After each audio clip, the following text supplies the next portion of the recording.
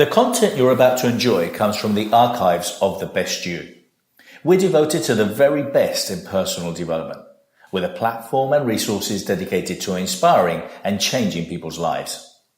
At The Best You, we work with the world's leading writers and trainers on the evolution of the self, and people whose journeys have been affected by their work and words.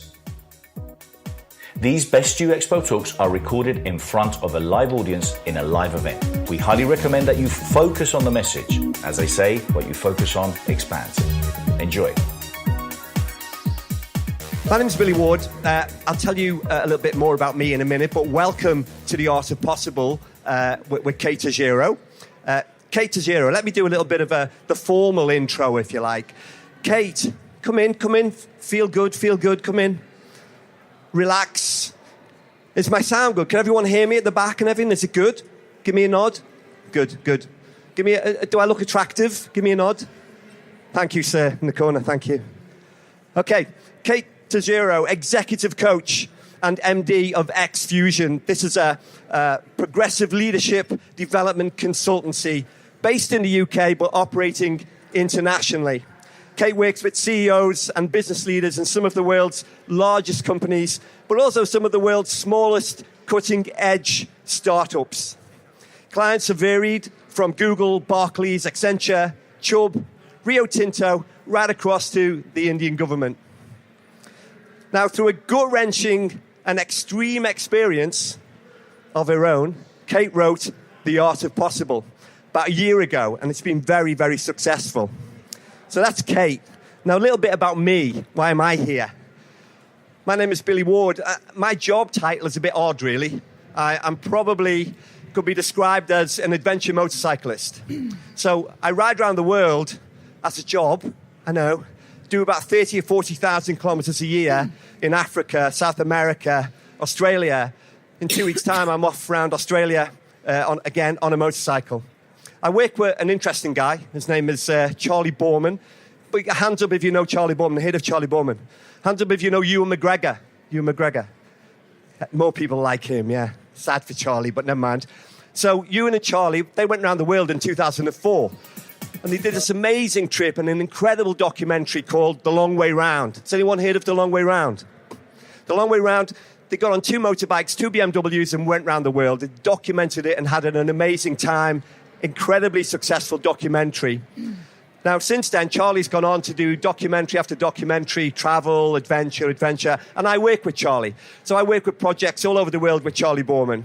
Now, a while ago, we went to an extreme environment in the Brecon Beacons. The Brecon Beacons is in South Wales, and it's where the SAS train. It's like quite extreme, particularly in the winter. It's like hardcore.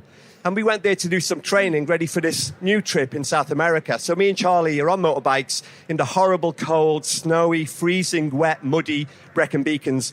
And I bumped into this lady, Kate Tojeiro. Kate's on this big adventure motorcycle, 650cc, all the gear on, proper professional looking. I'm thinking, wow, what are you doing here? We're here training for some extreme thing. What are you doing here? Well, I'm doing the same. I'm training, she told me, for this big extreme event. I said, what is it? She says, well, I'm going to go across the Pyrenees for Great Ormond Street Children's Hospital. It's like a charity sort of thing. I went, wow, that's proper full on. And all the time in my head, I'm thinking, wow, this woman is a top-end off-road rider. This is like hardcore off-road stuff. And I said, wow, when are you doing it?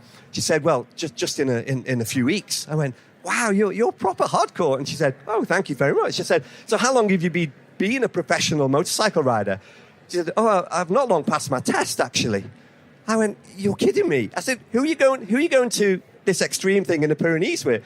She goes, I'm going with this guy called Chris Evans. Has anyone heard of it's not Chris Evans, the DJ, by the way. Has anyone heard of the Dakar Rally? Dakar Rally? Dakar Rally is one of the scariest, most dangerous rallies in the world. And the person you go to if you want to do that rally, if you're in the UK, is Chris Evans. So Chris Evans brackets hardcore, okay? I said, you're going to the Pyrenees with Chris Evans. Are you sure? And she said, no, absolutely. I'm going there and it's going to be amazing. And I went, and you've only just passed your test? And she went, yeah. And I said, well, in my head, I'm thinking, this is a bit crazy. And I said, what on earth is this woman going to do this incredibly scary, dangerous exercise for?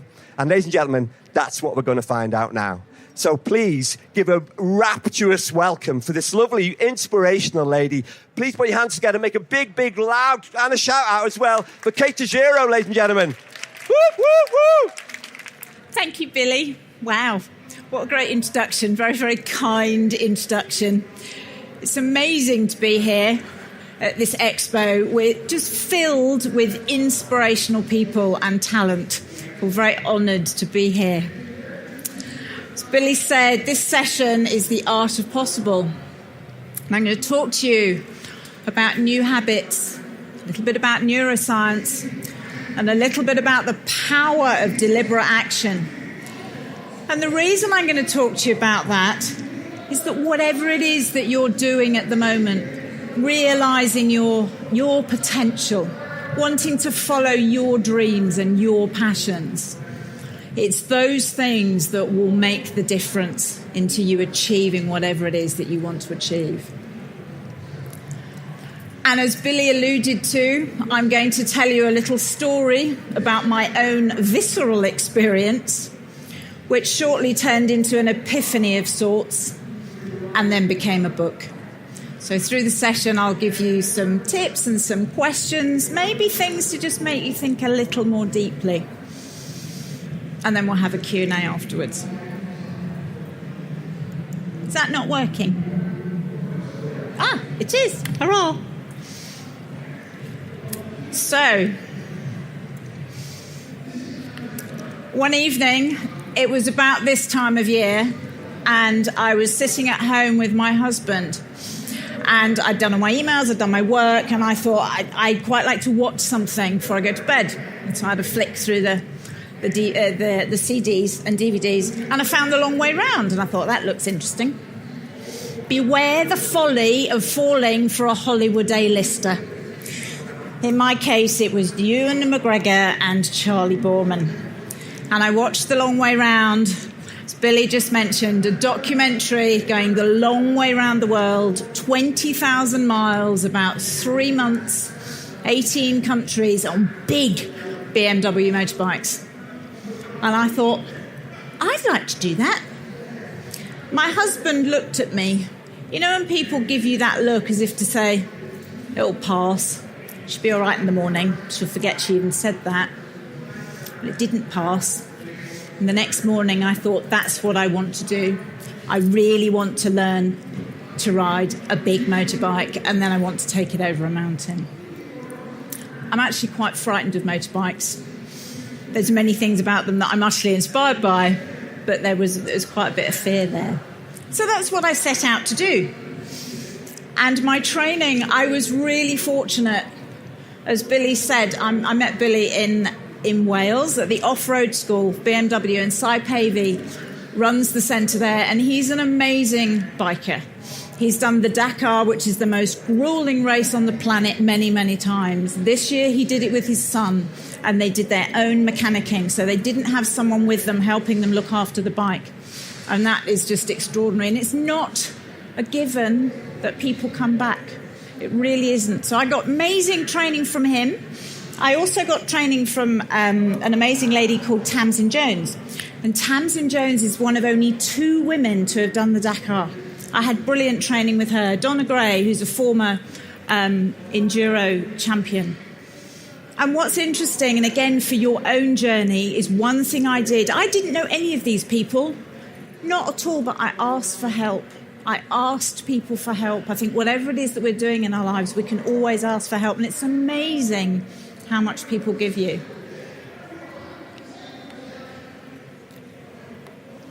I also had some fantastic training from a friend of mine, Gary, who lives in our village. And one day, one Sunday morning, I nearly ran him over, and I was riding his bike. I grabbed far too much throttle. I've never seen him run so quick. And why that's funny, well, it's not funny, actually. Gary doesn't do running, because when he was a kid, he learnt to ride a motocross bike, and he lost all of his toes. Okay. He lost all of his toes on one foot in a motocross accident. Now, of course, that should have been ringing really, really loud alarm bells. What are you doing? But I obviously chose to ignore that, and I carried on. So, fast forward, and I find myself in a beautiful little French town. Last night, for completeness, I thought I'll find out what it was called because it was so stunning. And I've obviously parked it somewhere in the deep recesses of my brain. But it was 200 feet above sea level in provincial France, and it was beautiful. And the light was lovely, and we're in September. And I've got a little glass of rosé wine in front of me. Got 16 new friends. You won't be surprised to hear we're all guys. And there's a chap next to me called Ian. And I'm talking to Ian about our bikes, about the weather, about dinner, normal stuff. And he said, "Oh, I was competing at the weekend and someone told me off." I said, "Oh, did they?" He said, "Yes." He said, "I propped my motorbike against the tree that David Knight props his motorbike on." And I thought, that's okay. There's lots of guys who ride off-road motorbikes called David. And Knight's not that unusual a name. Someone at the other end of the table then mentioned the word the Knighter. David Knight, a.k.a. the Knighter, is 3-time world champion on a dirt bike, enduro. And probably, well, definitely, he's a world champion. He's the best biker on the planet. And I'm with 16 guys who compete with him at the weekend. I was so out of my depth, it was laughable. I didn't finish that glass of rosé. But I was very aware of the scenario I was in. But undeterred, I thought, I'm going to do this. I have set out to do this trip. So the next morning, I'm in the garage on my bike. I've got all my kit on and I'm ready to go. And off we go. And it is the hardest thing I've ever done, mentally, physically, and emotionally. The terrain was very, very hard. So we all go off on my motorbikes, I'm at the back, not surprisingly. And of course, I get further and further at the back to the point at which I'm completely on my own. And I find myself about it was about 11 o'clock in the middle of the morning, later in the day. I was on a patch of rock about the size of this stage, actually.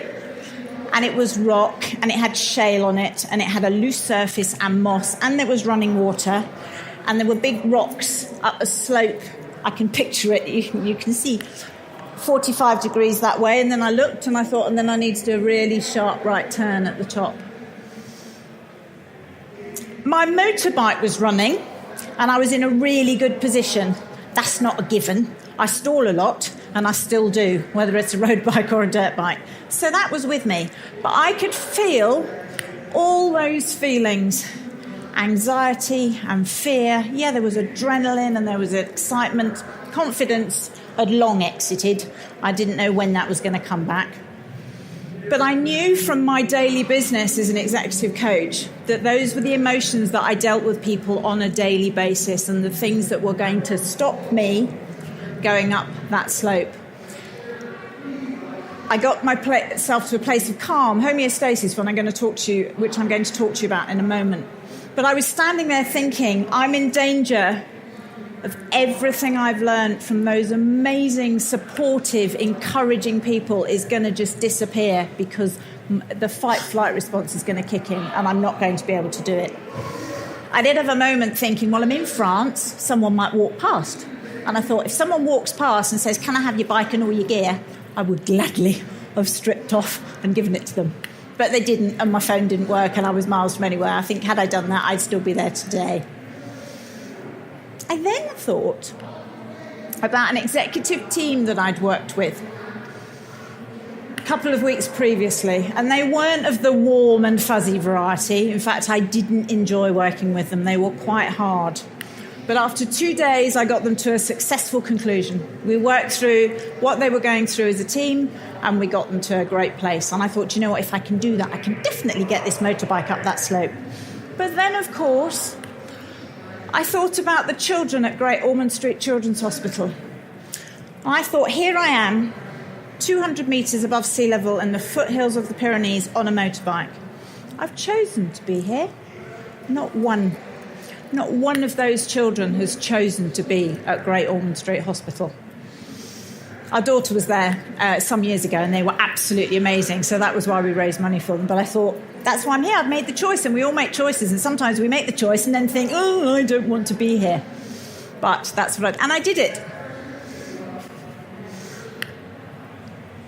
You won't be surprised to hear that this was a 4-day trip, and I only did day one, several hundred miles. It was so way above my capability. It was unbelievable. However, what I achieved in that day was so much more than I ever thought possible. The last track that I came down, I remember on my bike, and I was looking down. You should never look down if you're on a motorbike, but I did look down, and I thought, they're interesting, little shrubs. Funny what you think about when you're riding on your motorbike. And I suddenly thought, they're not shrubs. That's the top of trees. That's how steep it is on the path I'm on. Anyway, the upshot of that is, if I can achieve that, anybody can achieve anything. And that's why I decided to take it further. What have you told yourself is impossible that might actually be possible? We've all got that little inner voice when we have our dreams about whatever it is that we want to do, set up our own business, grow our business, start exporting, start importing from abroad, double the size of the people that we've got, treble our revenue. But sometimes we'll think, ooh, so what is it? What have you told yourselves impossible that might actually be possible? If you're interested in working with me, contributing to the magazine, maybe speaking at any of our many events around the world, partnering or licensing The Best You, go to www.thebestyou.co. Few words on your definition of success. It's really important to know how you define success. That might sound like an odd question, but very often we move through life and we've got other people's definitions of success that we're working with. It might be our parents or our friends or our family or our boss or people we work with, our professors, our teachers. And when it's someone else's definition of success, it's a bit like wearing someone else's shoes. It never quite fits. What is it that drives your success? It might be knowledge, it might be the people that you know, it might be excellence, it might be developing some cutting-edge research or a really neat new company. It might be money, it might be status, it might be wealth, it might be safe security, having a roof over your head. Whatever it is for you and you alone that will run powerfully through everything that you achieve and all the decisions that you make. In '99, I met Sergey Brin. Sergey Brin, as I'm sure most of you know, is the co-founder of Google with Larry Page. It was at a conference much like this in London that was putting together technology ideas and money. And I said to Sergey, what do you do? What does your company do? And he said, I'm going to develop a clever software. I said, do you know when you lose your car keys in the morning? Yes, I know that. I'm going to develop a software so you can find them. Well, that's cool. I don't think I knew how to answer that particularly eruditely, so I don't think I did. He then said, and I can remember it as if he was standing next to me now, he said, I want to make every single piece of information in the world accessible to everyone, irrespective of wealth, where they live and their location. It was so compelling, his definition of success, and I don't need to tell all of you the rest of that amazing story. So be really aware of what your definition of success is. And just think about it, reflect on it for the next couple of days. The other thing, sometimes when it gets hard, I was going to talk about self-belief. Believing that you could do something. I believed enough that I could get my motorbike up that slope, and I did. But sometimes self-belief is so fragile. It's like a little flame in the breeze. We have to protect it. But I discovered on my journey that sometimes we can borrow it from other people. Billy reminded me a few weeks ago, when you arrive at at BMW school in the Brecon Beacons. It's a big slope. It's a really horrible one, actually. Really doesn't look appealing in the slightest, with rocks on it and everything. And the guys say, by the end of this weekend, you're going to be able to get up there. It's a good job everyone has helmets on, because you know the blood's drained from just about everybody, or they've gone a slightly greeny, grey, yellow colour. Because it's not terrifying, I think, was the word I had in my head. But if you believe you're going to get your bike up there, you will. If you believe you're going to fall off at that branch that's sort of sticking out at a funny angle in the middle, chances are you will get tangled up with a sticky outy branch in the middle. Yes, something might happen, but generally speaking, you all know how powerful belief is. When I was also at BMW school, I was on one of these big fire tracks where there's just gravel, so really loose surface, and they're basically there so if there's a fire in the summer, you don't end up with a big forest fire, so it stops the Brecon Beacons obviously burning in the event of a fire. I'm going along at 40 miles an hour on the biggest bike I've ever ridden. I'm really, really cold, and I'm really, really wet because it's pouring down with rain. I'm in Wales, after all. And I'm not a quitter. I was really close, thinking, what are you doing? What are you doing? This is hard. You can't do it. I was at the back. Seconds later, I turned round. Didn't know Billy at this time, and he came past on a big BMW GS 1200. 65 miles an hour, I reckon. Turned side saddle. That was really impressive, still at 65 miles an hour, turning side saddle. And he looked at me and he said, you can do this. You can do this, girl. Go on, go for it. And I thought, well, maybe I can. So borrow self-belief from someone else. I don't actually know whether Billy believed I could do it or I couldn't. But in that moment in time, it was what I needed to push forward. And when we're growing our own business or developing our business or looking to grow a new one, sometimes if we borrow self-belief from other people when ours is a bit shaky, it's just as powerful.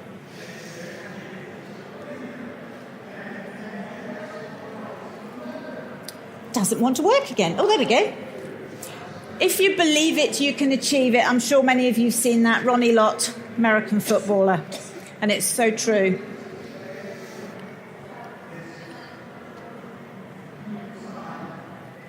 That's me with Donna Gray, former British champion, one of my teachers. And again, somebody that I asked if anybody knew anyone that could help me. She lived 2 villages away. I'd never met her before. People appear when you need them to, if you believe they're going to appear. Really powerful. So, what one action will you take today? I don't mean write it down to take an action on Monday. I mean, what action will you take today around your goal? Whatever it is that you're wishing to achieve, whatever potential you're wishing to realise. Growing your business, developing yourself, learning another language, going on an adventure, travel, whatever it might be, an organisation that you want to set up. Our brains is where I start I'm not a neuroscientist, but I can start talking about a bit of neuroscience as to why this is important. A neuroscientist contributed to my book, and I had some very, very interesting discussions with her.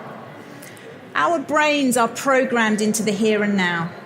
Yes, we, of course, conjure up what's happening in the future and think about the past, but in terms of actions and moving forward, it's all about now. For example, God forbid you go out this evening energised from this amazing expo and you don't see the bus coming. Your mind and body will do absolutely everything within its power to ensure that you don't get run over. If you nearly get run over by a bus in 5 years' time, zip your brain can do about it today. It's the same with our actions. If you're going to have a great business in 5 years' time with 10 staff, with $1 million revenues or whatever it is that you're after, what are you going to do today to get closer to that? Who are you going to call? Who are you going to talk to? What research are you going to do? Who are you going to speak to? It's the most amazing, inspiring people in this hall today. Who can you talk to? Who do you want to talk to? Do you need a bold moment and go and shake their hand?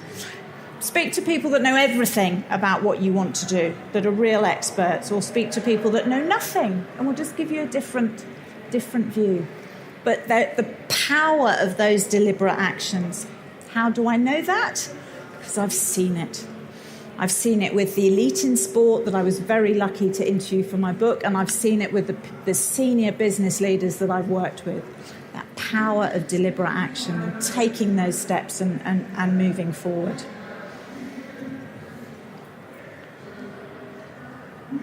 This is a nice one. Very gritty discussion with the neuroscientist about this. So I think procrastination gets quite a lot of bad press. Or you hear the word procrastination, but you understand lazy. When I was talking to Araceli Camargo, the neuroscientist that I worked with for the book, said procrastination is actually okay. Procrastination is when the brain is looking for a new piece of information in order to make a judgment or a decision. The reason it feels uncomfortable is because it's new, and the brain finds new hard work. It has to work a bit harder. So if you're procrastinating, chances are you need more information. So do a bit more research, talk to someone else, do a bit more planning, find out something else, or maybe just read a different paper, read someone that's got a different view on the topic. Now, the fact that you're all here, to me, says that you're very self-aware. You know yourselves, you're passionate, you're going for whatever it is that you're going for. And I truly believe if your procrastination is actually laziness, just get out and do it. And if you're still not sure, do some more planning, get some different research, talk to some different people, get some more information that your brain can work with, and then take an action. There's more on that in the book, and I'm happy to talk to you about it later as well. So, Araceli Camargo, the neuroscientist that I work with, reaching your potential requires a level of discomfort. You all know that. But when we try something new, we feel uncomfortable just because it's new. Nothing more, nothing less. It's because the brain is trying to file it. Our brains are phenomenally capable, but they're great at filing and putting information. Okay, there's this new person, this new food, this new experience. What do I do with it? How do I process it? And that's where those feelings of discomfort come when we're pushing out of our comfort zone, or indeed when we're right in it. So,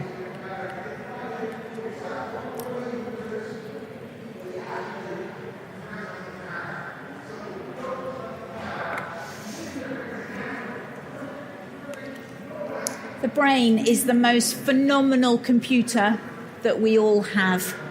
And we've got it for free.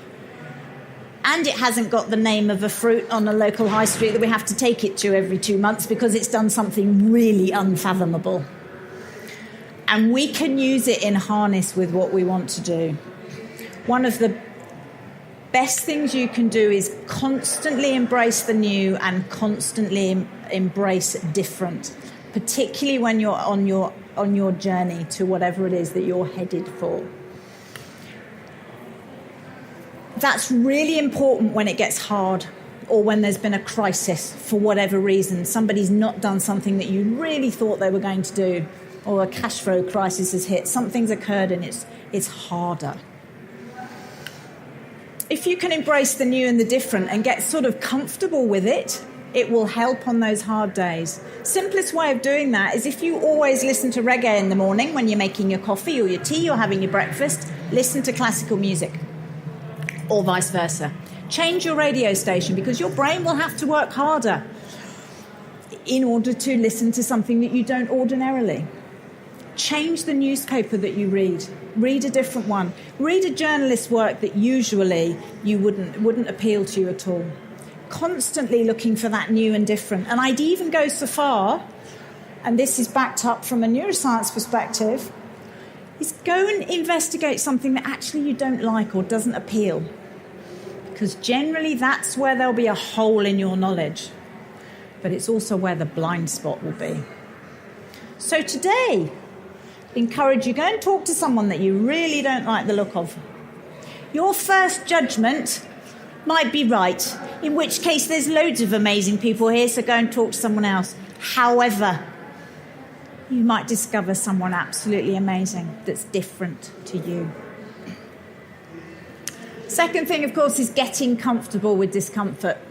I was almost the whole of that bike trip, I was uncomfortable, but I did get more comfortable with it. And there were times when I loved it. And I can even jump a motorbike now. That's quite cool. Only a little jump, but I can do it. So finding that way of getting comfortable with discomfort. I tend to liken it to a bit like having a cold. Colds don't stop us in our tracks, but they make our days a lot harder.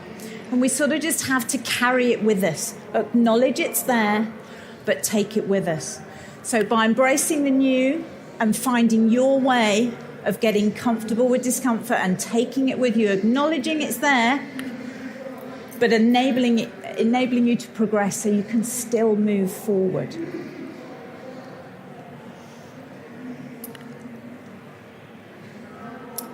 The other thing which is really useful in terms of your goals and what you're looking to achieve is finding your place of homeostasis.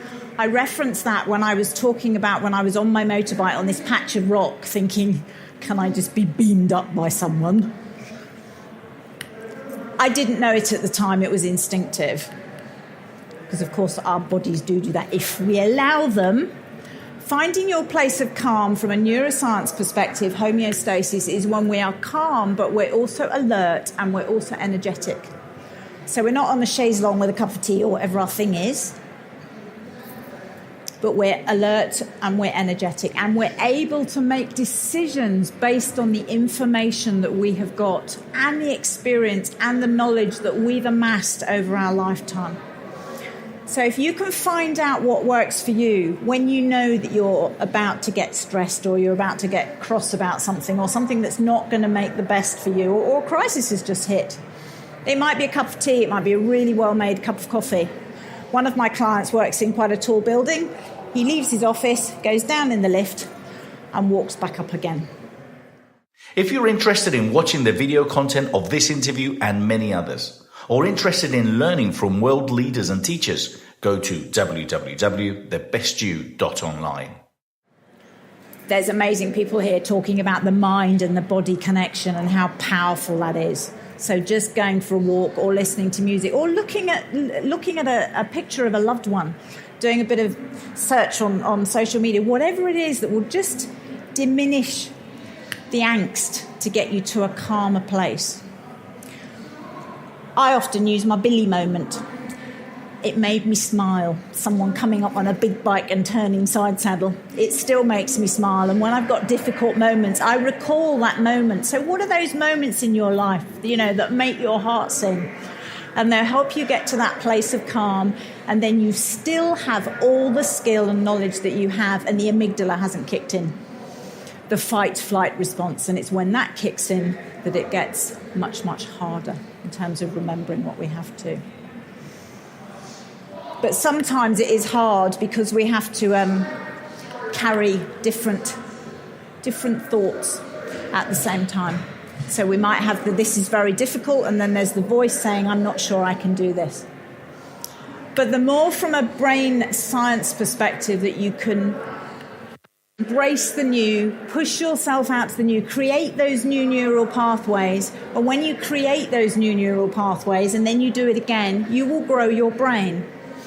And I think what's really interesting, and there's some really, really compelling research that's come out of Harvard and Stanford and various others, when we embrace the new and we learn more information, we do grow our brain. Conventional wisdom, as I'm sure many of you know, said that when we were born, we had our brain, which had millions and millions of brain cells.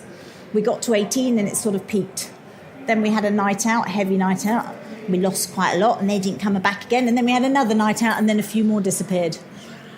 And so gradually, by the time we got to old age, we've got significantly less. That is not the case. Recent research in neuroscience says we do grow our brains. And as I say, there's lots of research out there we can look at. But this piece at the front is the hippocampus, which is responsible for memory and learning. So the more that we can look at new and it reinforce whatever it is that you want to do, it will grow your brain and, of course, enable you to harness what your brain's going to do naturally alongside those goals and those passions and those things that you want to do.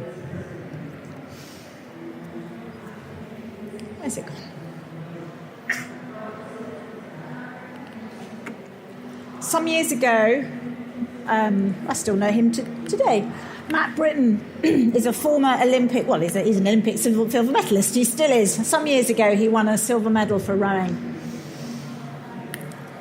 And he's now very senior at Google. And he said to me, never underestimate the power of being near to someone doing something amazing. It will make you expect more of yourself.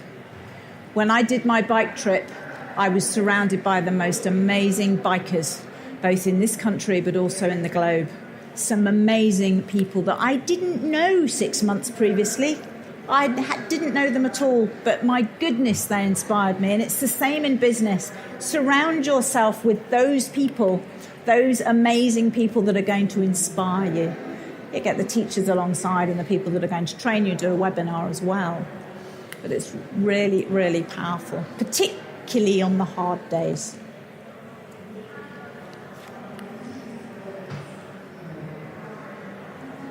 And dreams do come true. I met Charlie Borman. I've yet to meet Ewan McGregor, but I met Charlie Borman a couple of years ago, and he's a great guy. Sadly, Charlie had an accident about 10 days ago, and he's in hospital at the moment in London. So sending lots of love and lots of get well thoughts out to him now. But I did meet him, and it was undoubtedly him and Ewan McGregor that inspired this whole journey. And finally, everything was impossible until someone made it possible. And I think that someone might just be you. Thank you very much. I'll be very happy to take any questions you might have.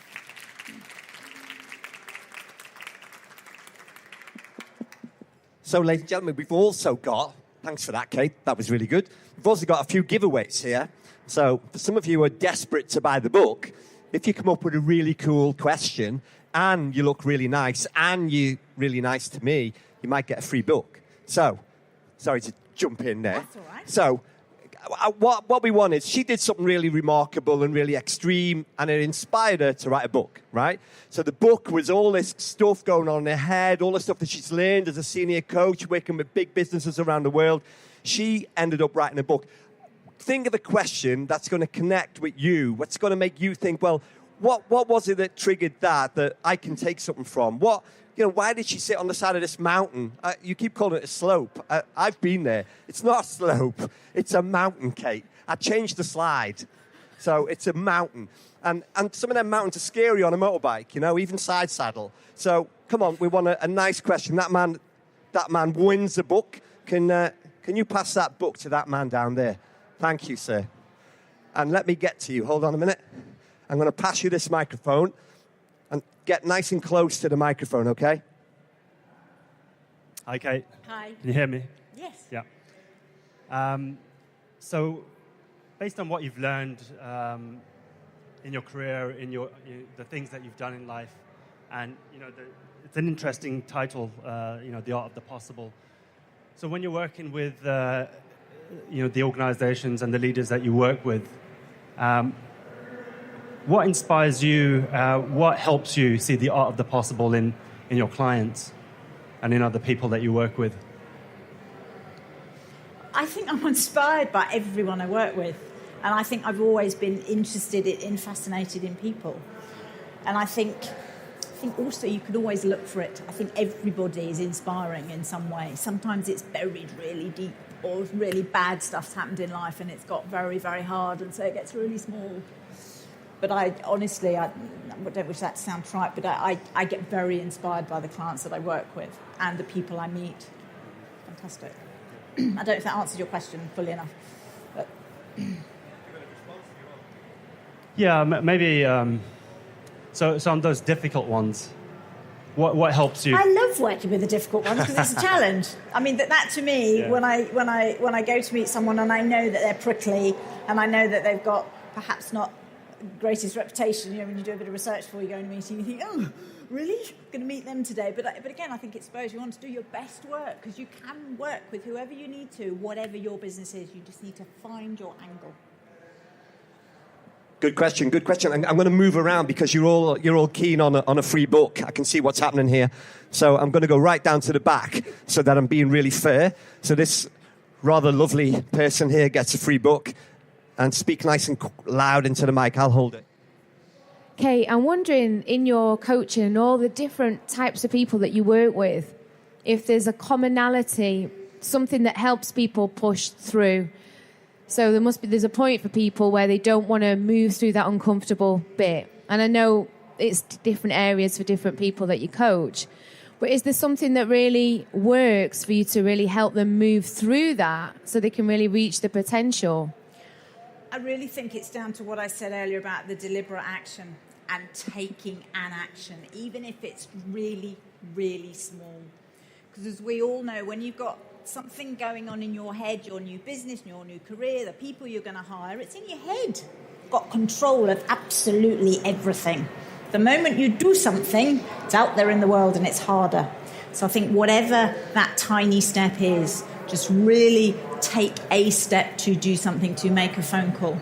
I worked with a client recently and they were not sure what to do, and he said, well, I really don't know what to do. I said, well, you need to make a plan. He said, well, I don't know what that is. I said, well, that's your first step. Go and get a cup of coffee and make a plan, even if it says initially, I don't know what the plan is, that they were looking to acquire a business. So there was quite a lot going on, but it was just, sometimes when something is so big, you have to break it down into the smallest thing today. What today is going to help me do whatever it is that I need to do? So I really think it's down to that action that you can take. That answers your question. Thank you. Okay, let me get another book. And we've gone female, male, female, and now male, okay? So Very fair. that's for you. Hi. Hi.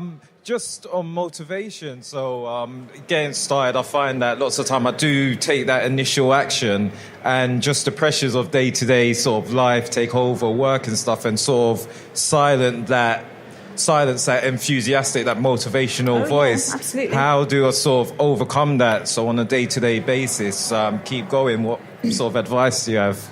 I think, again, if we're really passionate about doing something, and of course passion leads everything, that will always be really powerful. But as you say, there are days when you think it's gone, don't know where it is, or it's very, very small.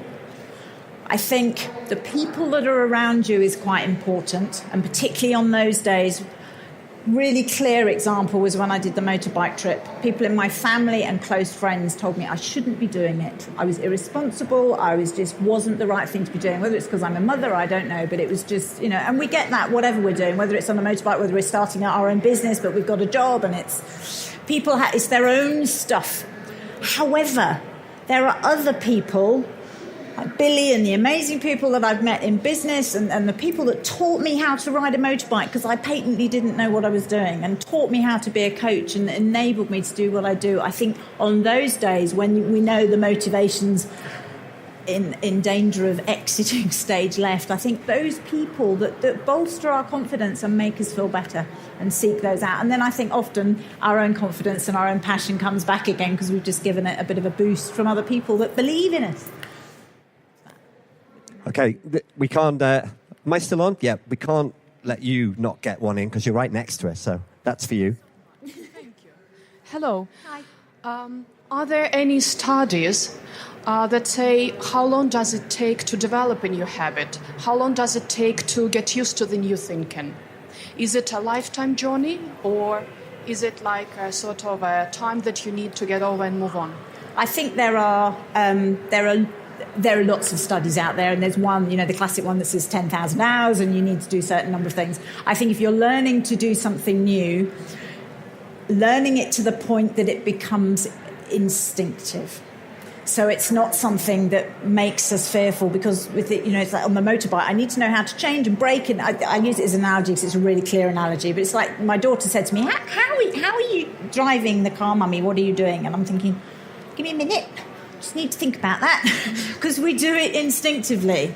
And so I think with a new habit, if you're creating something new because of the new business you're setting up or whatever you're learning, ensuring that you do it every day in order to develop that new skill to do something and to find it easier. When I was writing the book, 1,000 words seemed like just millions. How on earth could I possibly write 1,000 words? That was a lot. So I got up at 5 o'clock every morning, and sometimes I sat at 5 o'clock every morning and not a lot happened. And then I kept doing it, and then 1,000 words was nothing. You know, you got to ditch all those 1,000 words and you create that 1,000 words. But it was just creating that habit of this is what I'm going to do, and I'm going to have to write and make it happen. Thank you very much. much. Feel comfortable. Thank you. Pleasure. Okay, have we got another man? Another man. You're not a man, okay? We'll come back to you. Can you pass that along to that gentleman down there? Hi. My question was more about, you're talking about like how you met Billy and stuff like that. So when you start from a business point of view, how did you find people like Billy from a motorbike point of view, but then also from a business side? How did you find other people that are...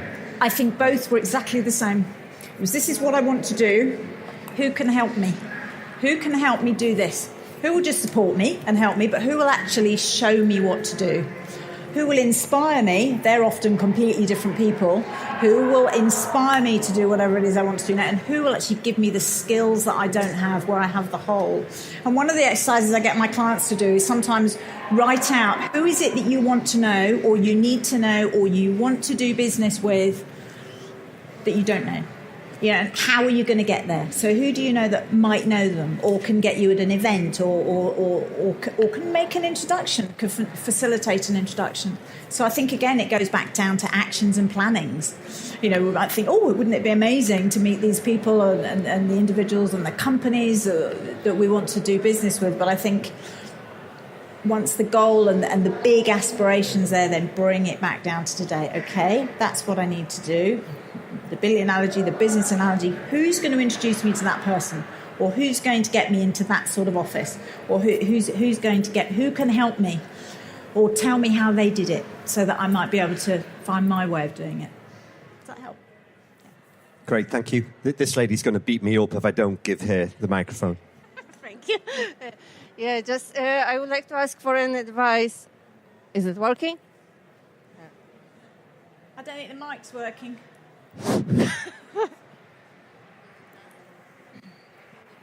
Two. Thank you. I would like to ask for an advice. Is it possible, or is it okay to start your business by yourself, or is it like almost must that you have to have people who will help you at first, like? I think absolutely do it by yourself. And I set up my business on my own, completely on my own. And sometimes you'll get virtual teams around you, and you'll have amazing groups of people that are working with you, or you'll get skills in. But I think it's so yes, absolutely. I believe it's possible to do that. I think you can do whatever it is that you want to do in terms of how you manage your business. But yeah, definitely. But get that expertise where you need it for the time you need it. You've gathered that we've run out of books, but you can always get a book at stand 107, by the way. But we've still got time for another couple of questions. We take this lady here, nice and close to the microphone, okay? Hello. I've got a question, or more like a dilemma. Where is the limit between we're talking about doing things that are impossible, possible, or like you on a bike. I want to do gliding, but I'm a mother as well. So where is the limit of, am I endangering myself because I've got this need of doing something bigger for myself, but against there are some people depending on me, and am I endangering myself because I want to do something greater or big? It's a really good question, and I think it's a really personal thing. And if you have desires to run your own business, to guide, to do whatever it is that you want to do, if that's your passion and you want to follow your passion, so long as you are at that place of calm and homeostasis and the fight-flight hasn't kicked in, which then makes it difficult, I think it's very much your decision. I know that doesn't tell, it's how you feel about it and how you want to do what you want to do. It's hard, it's difficult. One of the decisions I made when I only did one day of that trip, and I felt like such a failure, it was extraordinary, but I knew that if I carried on, I would not only endanger myself, but I would endanger all those other guys there, and that wasn't something I was prepared to do. And so, but to be honest, we all have responsibilities and people that care about us that we need to look after. We might get run over when we walk outside the exhibition. I keep mentioning that, I shouldn't. But there are always risks in life. I might fall off the stage and do something silly. So those risks are there, but it's managing them. Manage them in the context of, yes, I have responsibility, but I also have aspiration, bringing those together for you.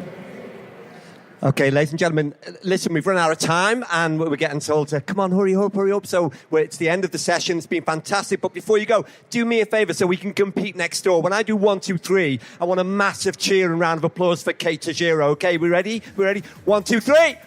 Woo! Woo! Woo! This was the best session. We're on stand 107. Thank you so much for coming. I really appreciate it. Of course, if you've got any more questions, you can come and talk to Kate at the stand at 107. Great, thanks a lot.